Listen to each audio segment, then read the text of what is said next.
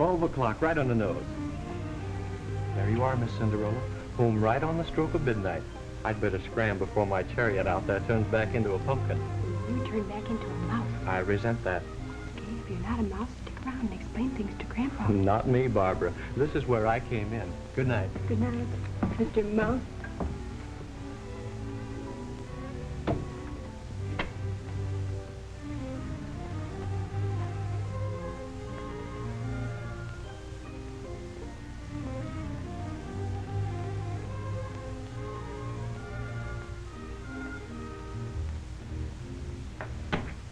Barbara?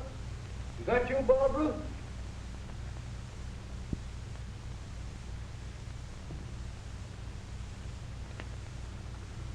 What are you doing up at this hour of the night? What are you doing up at this hour of the night? I asked you first.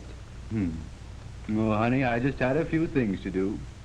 Grandpa, you make more work out of being retired than anyone I know. Well, you know how it is with we Smiths. We never retire. What'd you say you did? All right, Mr. Busybody, I give in. I was at Muriel Fleming's birthday party. Oh, Senator Fleming's daughter, huh? Mixing with kind of important people, aren't you? Oh, sure. And Rodney Sprague was there, you know, Judge Sprague's son. Mm-hmm. And Harriet Hillary, her father's a scientist that won a Nobel Prize. And, oh yes, Bobby Brunson, the inventor's son. Ooh, it was a very, very distinguished gathering. Well, how'd you do? Oh, pretty good. Except when it came to family traditions and history. You know, I think we Smiths take up too much space in the phone book and not enough in the blue book. Would you have a good time? Oh, so-so. We danced a while to the radio, and I helped Muriel get something to eat for the gang, and Muriel's father phoned her from Washington at 10:30. We all waited for that. And then Bill and I left. Nothing exciting. Trouble with you kids is you're spoiled. You got a lot of good things. There they are, and you take them for granted. Still, I suppose we're all that way. We never stopped to think that somebody had to invent them, and somebody had to have the courage to back them up. Yes, and what's more, somebody had to have the get-up to go out and sell them. Why, look here. This evening you made a 40-mile trip over a smooth highway. You danced in a room lighted by electricity. Over the radio, you had the pick of the best bands in the country. And maybe the music you tuned in came from 3,000 miles away. You heard a girl telephone her father in a distant city. When I was a youngster, a letter would have been carried a good part of the way on horseback, and that was the best we could do. You scurried up a meal for that crowd of youngsters in no time at all, and in a kitchen that had all kinds of time and work-saving gadgets, an electric refrigerator, electric percolator and toaster, gas range, hot and cold water at the turn of a faucet. Why, 100 years ago, not one of those things could have happened. The telephone and radio hadn't even been imagined. The house would have been lighted by candles. You'd have cooked over a fireplace and carried water from a well. And that 40 miles you covered this evening to the party and back would have taken 2 days by horse and wagon over a bumpy country road. The same kind of a road my Uncle Calvin, he was your great-granduncle, used to drive over. Uncle Calvin sold a brand new invention, an invention that would make life better. It was the kerosene lamp.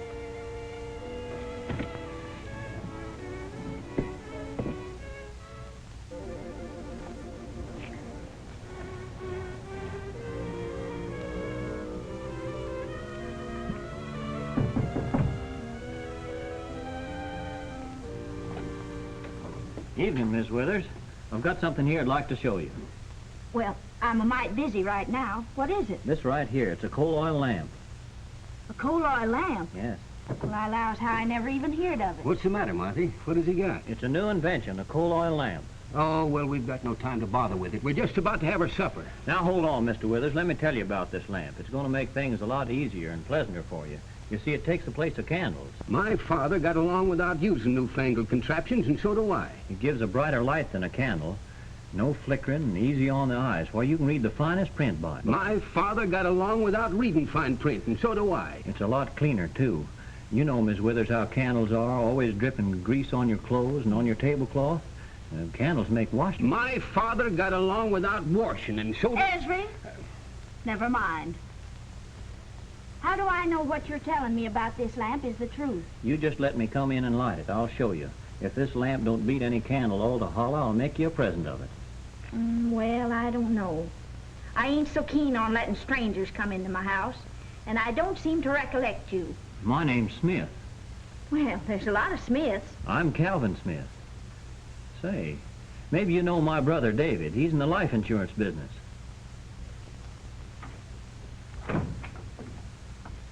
Well, howdy, Calvin. Haven't seen you around for a couple of days. No, I've been up in Ashford County. How's the lamps going? Oh, might slow.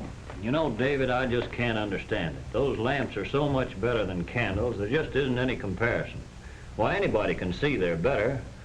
Yet I don't know. It just seems like they want to go on using candles. Well, human nature's slow to change, Calvin. Yes, but when you offer a man something that's going to make his life a lot better, you'd think they'd be coming to me instead of me having to go to them. No, I wouldn't. I know better. I found that out a long time ago with life insurance. That's something that makes life better, too. A whole lot better. Nobody could argue with you on that, Dave. But they do, just the same. I have to ride around and sell it. I've got to show every man I talk to just where and how it fits into his scheme of things. Oh, say, that reminds me. If you're not going to be busy for a while, I'd like to have you mind the office for me. I'm riding out to see John Campion. Sure, I'll mind your office for a spell. But you're making a mistake, David. John Campion's a hard, stubborn man. I know that. I've talked to him before, a good many times. When I called on him, he ordered me off the place. Well, I wouldn't go back there again if I never sold a lamp. You better let him go, David. I'm afraid I can't. Life insurance and its benefits are too important to neglect anyone, especially when they're your neighbors and you know their families.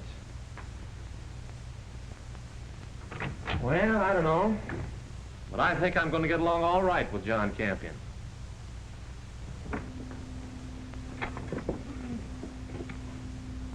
Howdy, John.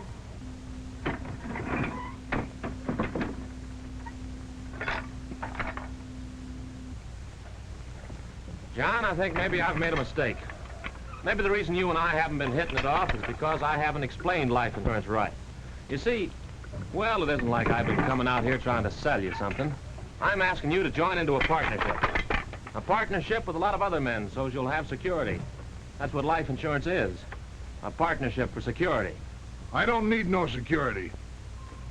Well, but look, John, suppose something should happen to you. Who's going to provide for your wife and your family?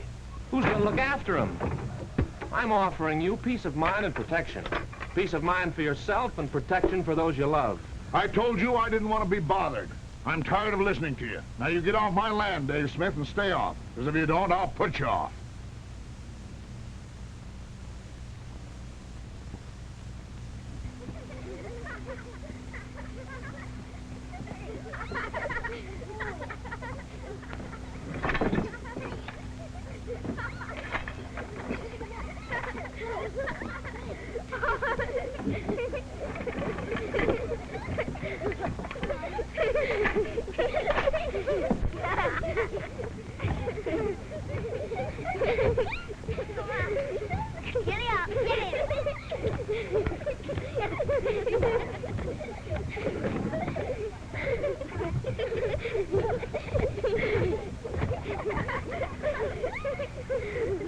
Well, John, I guess you're going to have to put me off because I've come back to talk to you about your life and the lives of those youngsters.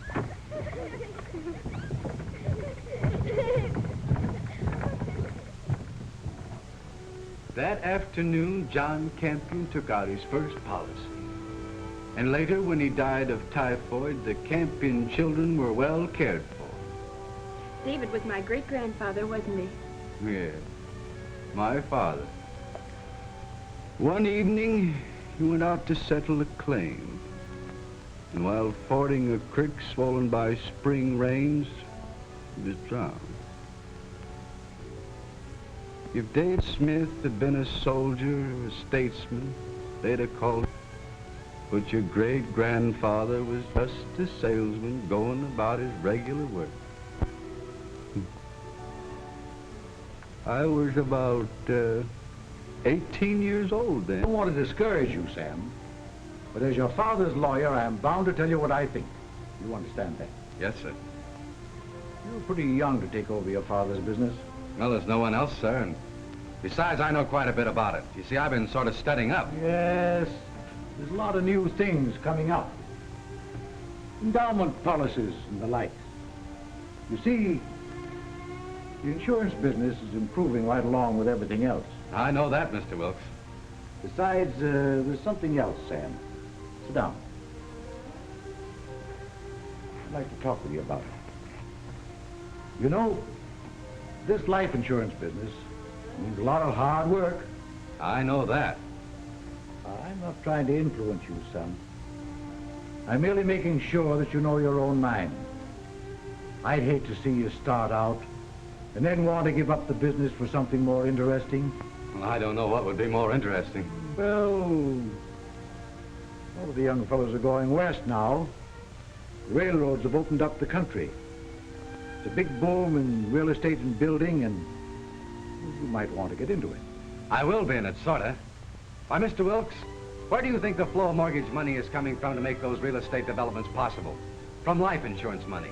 Yes, but I mean, You say the railroads have opened up the West. Well, in a way, life insurance has helped to build the railroads. Life insurance funds have gone into sound railroad security just as fast as they've developed. I know, Sam. And but, another thing, Mr. Wilkes, I was reading in the paper about Thomas Edison opening up the first electric generating plant down in New York City. Of course, there's only one of those now. But this country's going to need hundreds of them, scattered all over the landscape to furnish power for factories and to light homes and... I'll admit that the country's going ahead all right, Sam. But don't you think we're getting just a bit off the subject of life insurance? No, sir. That's exactly what I'm talking about. Well, I'm afraid I can't quite see the connection. Well, look here, Mr. Wilkes. It's going to take money to build those generating plants, and a lot of that money is going to come from life insurance funds. You wait and see. Life insurance is one of the big reasons why this country is going ahead. Well, I don't know, but I sort of get the idea that you want to sell life insurance. Yes, sir. Your father would have wanted it that way. He was a great man, Sam. I don't mean famous. I mean great. There are a lot of great men that we never hear about. There was one thing more that he bequeathed to you in his will, and I waited until now to give it to you.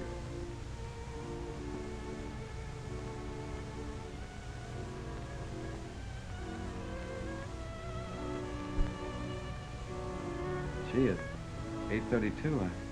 If I'm going to get anywhere, I guess I better get started.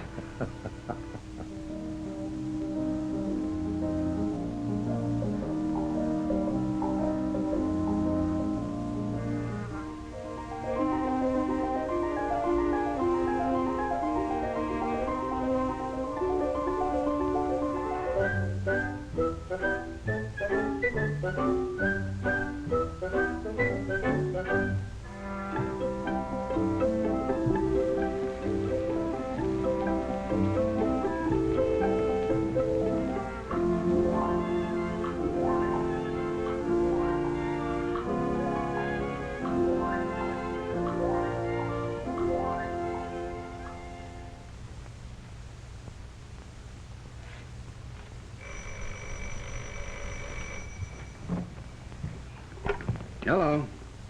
Yes, this is Sam Smith. Who? George. Not Cousin George. Well, sakes alive. I haven't seen you in 20 years. Say, where are you? What are you doing over there? Huh?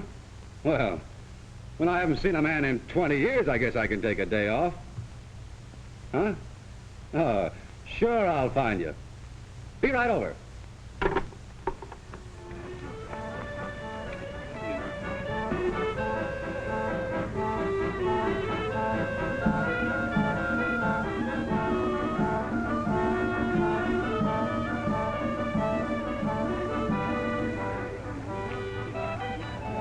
George Smith? Your cousin Sam. You betcha. Well, you haven't changed a bit. You've gotten a little heavier, You maybe. haven't but- changed much yourself. Well, the last time I heard from you, you were out in Kansas somewhere selling threshing machines. I got the agency for those machines now. Well, But I've been investing my money lately along with another fellow in a new invention.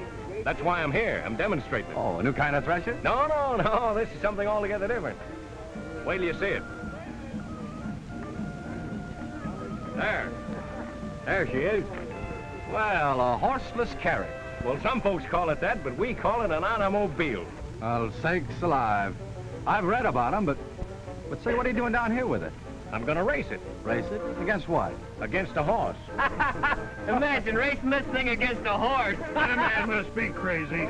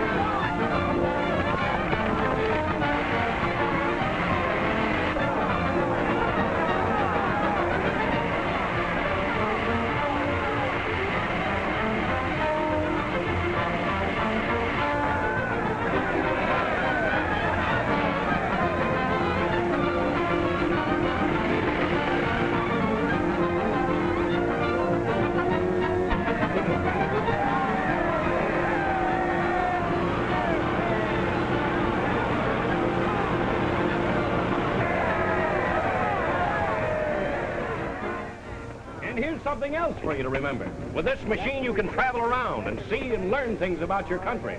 It'll speed up your business, and it'll give pleasure to millions of people. It won't be pleasure speeding around the roads out where I live. Hey, you get enough of these automobiles on it, and they'll fix your road. They'll fix all the roads. They'll put in great highway systems. What you're looking at here is the beginning of a new and better way of life. How much did it cost you to build this shebang, George? Oh, about $20,000. Well, how many people can afford to pay $20,000 for a luxury like this? Well, not many, that's true. But this is only an experimental model. We can build duplicates quite a bit cheaper. Well, it'd have to be cheaper. A lot cheaper. They will be. Why, I'll venture to say someday we'll be able to sell them for $1,000, or maybe less. And that's no dream either. All we have to do is get out and sell them. By broadening the market, by getting more and more people to buy automobiles, we can build them cheaper and better. This is only the start. Why, say, you'll be driving one yourself someday. No, sir, not me.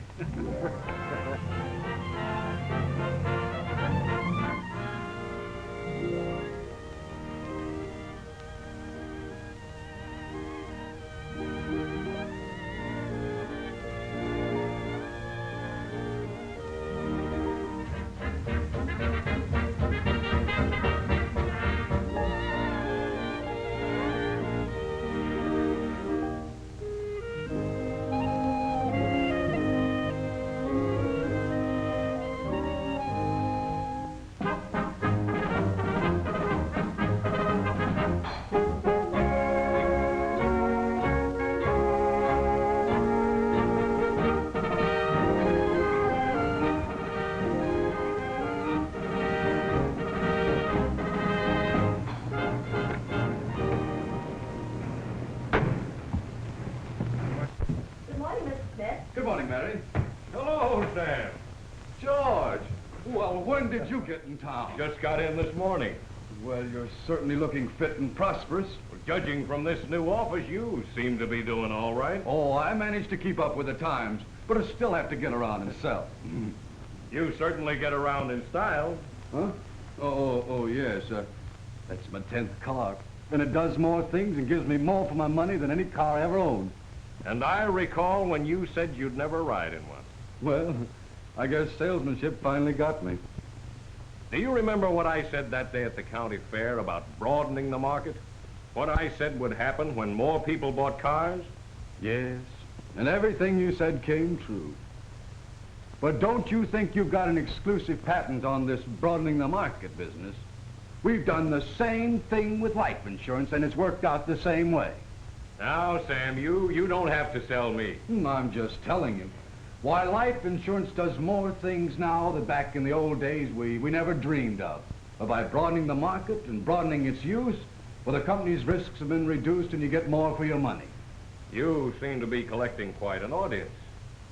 Well, hello, Francia. What can I do for you? My mama's going to the store. She sent me in here to wait for her.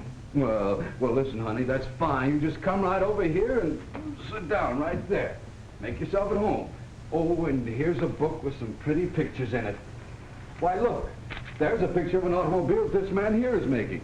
Are you making an automobile? Mm-hmm, that's right. Will you give it to me when it's finished? Well, now, I don't know. Do you think that would be proper for me to give you a present on such short acquaintance? Mr. Smith gives me presents. He sends me money. He does? Why?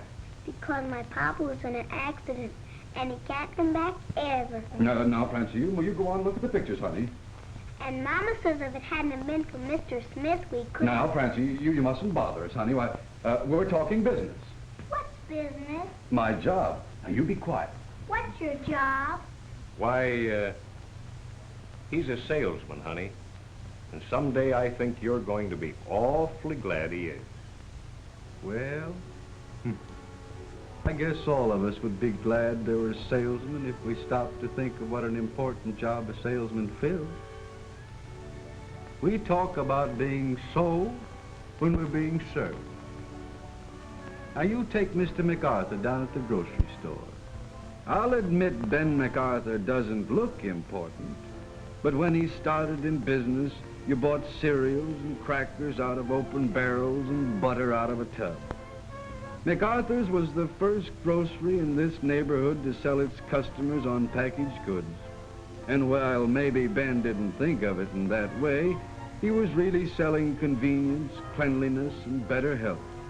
And then there's Tony Briggs, just a clerk in a drugstore selling merchandise. But it's been salesmen like him who have helped put over the idea of hygiene.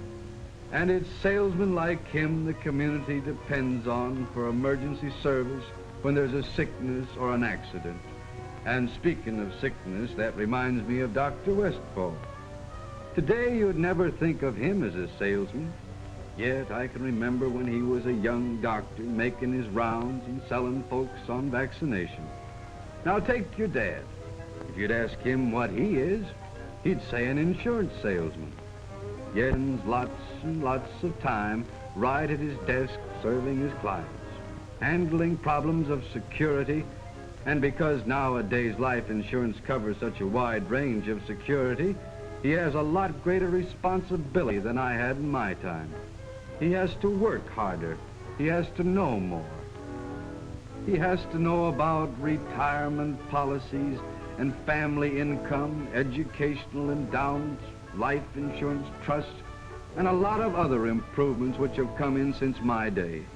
He has to tailor and fit an insurance program to fit each client's particular needs, plan it to meet all contingencies.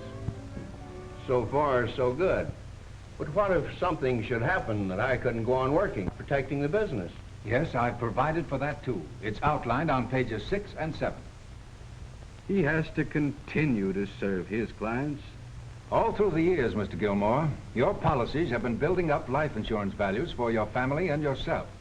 And now that your family has grown up and is well provided for, and your own life insurance needs are somewhat reduced, I'd suggest that you exercise your privileges under your policy and convert some of your insurance and provide yourself with some retirement income. Suppose you take this plan and look it over. He has to serve his clients' beneficiaries. Yes, Mrs. Page, part of the insurance was to be paid monthly on a family income basis, and the balance to be paid in a single sum. But if you prefer, you have the privilege of taking it all on a family income basis. And after looking over your expenses and obligations, that's what I'd suggest. Yep, you can talk about the good old days, but for me, I'll take these better new days. Oh, but sakes, here it is way after midnight and I'm rambling on. I guess at that, Grandpa, this is a pretty darn good country to live in. You bet it is. And you can thank men like Uncle Calvin, who showed folks they didn't have to go on using candles. Yes, and men like Cousin George, who sold them automobiles. And men like your great-grandfather and your dad, who have brought the benefits of life insurance to 64 million people. You know, Grandpa, when the other girls have bragged about their ancestry and their family trees, I never had much to say because, well, we were just the Smiths and all my relatives have been salesmen. But from now on, I'm going to have plenty to say. You know what I think? I think the Smiths should have some kind of a medal or coat of arms. And you know what I think? What? I think you better be getting off bed. How about you getting a little sleep? Oh, I'll be turning in pretty soon. I got a few things here I want to attend to. All right. Good night. Good night, dear.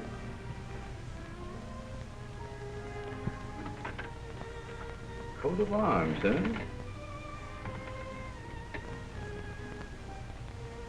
Coat of arms for the Smiths. Shucks, we got one.